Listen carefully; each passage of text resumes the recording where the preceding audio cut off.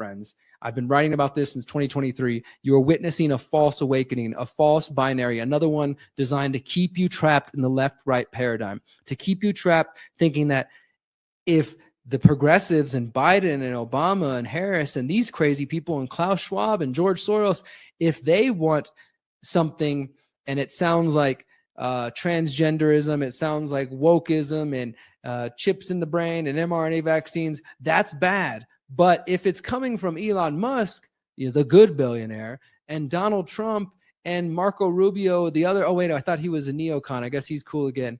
And JD Vance and all the Peter Thiel acolytes.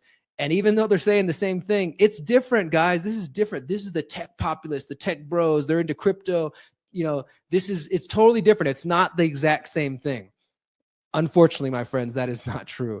This is why it's so brilliant. They're literally dividing the masses and making them believe they are fighting, sort of that there's an opponent that they're fighting. But in reality, they're leading both of these groups, those who might fall into following the World Economic Forum, United Nations, Obama, Biden, Harris, etc., that whole cabal, George Soros, whatever bad guy you want to throw out there.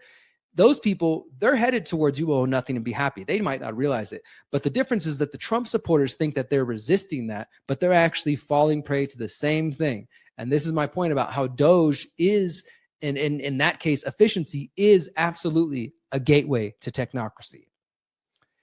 All right, I have a couple more stories I want to share with you on this Doge tip before we move on to the next story talking about Yemen and Israel, which is also extremely important. We're going to get into that. Again, this article that I was sharing with you is at The Last American Vagabond. You can find it there. I just published it this weekend. It's called Doge Is Efficiency a Gateway to Technocracy? And I think hopefully you guys got the picture by this point. But I want to touch base on the story I talked about last week about Doge. First, here's a new one I found called Who's Running the Doge Wrecking Machine? This is for the researchers in the room. The world's richest man or a little-known bureaucrat? Insiders tell ProPublica that Amy Gleason is only in charge on paper, while Musk's top lieutenants really run Doge. One person who hasn't been in meetings with Gleason described her as having little to no actual decision-making responsibility. So for those of you who don't know, Amy Gleason is the woman that technically, according to the papers, she's the one who is the Doge acting administrator since nearly day one.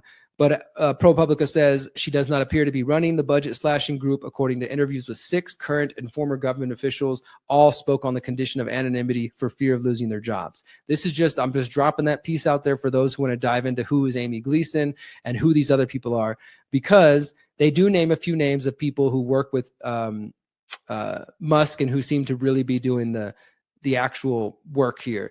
And you can go into this and dive deeper into that. And that sort of picks up on a thread of these 2 articles that I talked about last week. This is from the New York Times, the people carrying out Musk's plan at Doge. And they did a great job here. You can see Amy Gleason, Elon Musk, Steve Davis is another important name to look into, Brad Smith. These are all the different staffers that have been identified that are involved in Doge. This is not doxing them. These are people who are literally making choices to fire Americans. And so we should know who they are, especially because Doge, as I said, is still kind of in this legal gray area where nobody even really knows if it's a real government agency or not. Many of these people are former employees or current employees of Tesla or Twitter and other companies associated with Musk. And some of them are very young, like in their early 20s. They're just software engineers and coders who have a hard-on for Elon and kiss his ass, and they'll do whatever he says. But and here's another one from Vanity Fair also, the woman who is not Musk is definitely 100% for sure running Doge hand to God. And, they're basically talking the same thing about Amy Gleason and same kind of issues. But what I was arguing last week when I was looking at this story is that I said, I bet if we just start to look into some of these names, and I haven't had the time to do it yet, but this is another research project for anybody who wants to take it up, to start looking into these names, to look into their history, look into their employment history, and to see how many of them have worked with Peter Thiel or connected to Peter Thiel. The Thiel connection is important, as I covered in my documentary, because he is a steering committee and member of the Bilderberg Group, because he is the co-founder of Palantir, which was honestly created by the CIA to be a private version of the post 9/11 total information awareness program. And I was just kind of guessing. I was like, I bet if we looked into these people, we'd find some Peter Thiel connections. Well, guess what? A couple days after I did that show last week, somebody sent me this article, which was published on March 7th. This is from Business Insider. exclusive. We found a Doge guy at NASA because his Google Calendar was public. Okay, so they're kind of making fun of this guy. Like, okay, there's a Doge employee. He's apparently working at NASA, and he left his calendar public, and they were able to, find out about some of his meetings. That is what is important to me, because this is where we see the Peter Thiel connections. This person is Riley Sinnott, 26 years old, listed as a senior advisor in an internal NASA directory.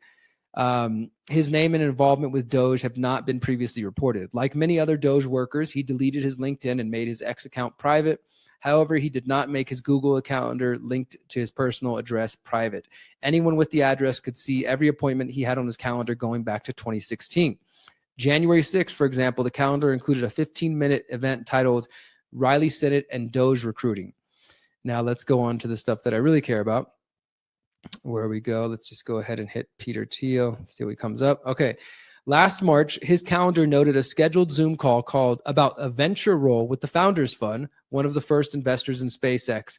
In May, the calendar showed a recruiter call with Palantir, the data firm co-founded by Elon Musk ally and conservative kingmaker Peter Thiel. What they also don't mention is that the Founders Fund is also a Peter Thiel project. So this one guy, 26 years old, who's working at NASA for Doge, he had in his calendar last March meetings with the Founders Fund, which is a Peter Thiel firm. And then in May, a recruitment call with Palantir, which is Peter Thiel's private surveillance firm. And then in April, another one titled Anduril Opportunity Chat. Anduril is a defense technology company founded by Palmer Luckey and with investments from Peter Thiel.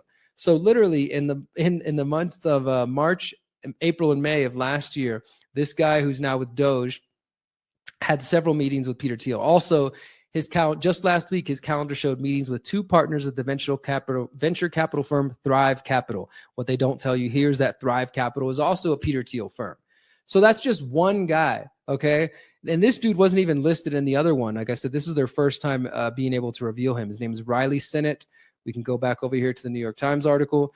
They list a lot of people, but when you Control F Riley Sinnott, they don't have him in there.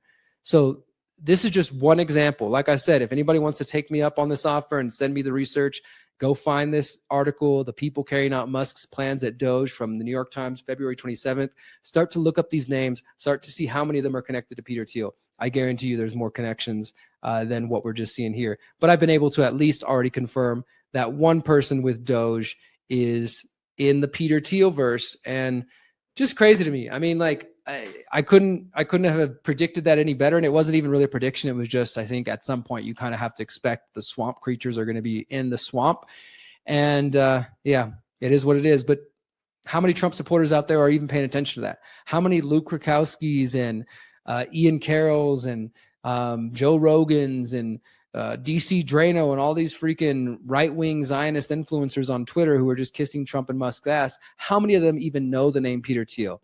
And the ones that do, how many of them talk about it to their audiences? Probably not too many, because their money's coming from Rumble, and Peter Thiel also helped fund Rumble. So it's just another one of those topics that these folks in the so-called independent media, what we should more accurately call the mainstream alternative media, won't touch. But we will here at The Conscious Resistance and at thelastamericanvagabond.com. Since 2012, the Conscious Resistance Network has been an independent media organization focused on empowering individuals through education, philosophy, health, and community organizing. We work to create a world where corporate and state power do not rule over the lives of free human beings. Our motto is leading by example and helping others in their pursuit of freedom. Visit theconsciousresistance.com to find our articles, documentaries, interviews, podcasts, books, and more. Remember, you are powerful, you are beautiful, and you are free.